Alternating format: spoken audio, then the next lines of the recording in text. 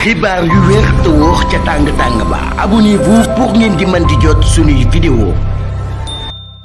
jërë ngeen jëf ci ànd gi ak ñun ci chaîne bi di Buzz 221 HD ci Géejawaay benn waay moom moo tabaase ba pare séquestré gi nga xam ne moo di yaayam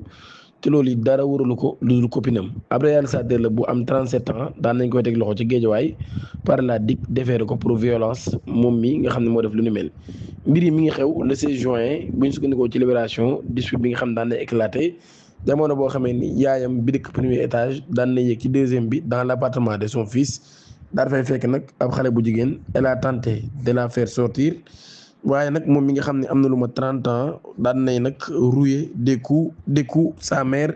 elle a séquestré dans sa chambre avant qu'elle ne soit libérée par son petit-fils maanaam kon ci la jëlee yaayam daat koy tëj ci néegam lu jiitu ki nga xam ni moo di sëtam ci woowam ñëw di ko libéré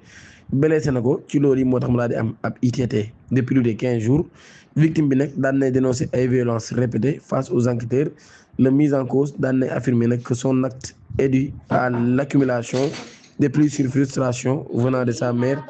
qui n'aurait aucune considération pour lui. Il a fini par présenter ses excuses promettant de ne plus recommencer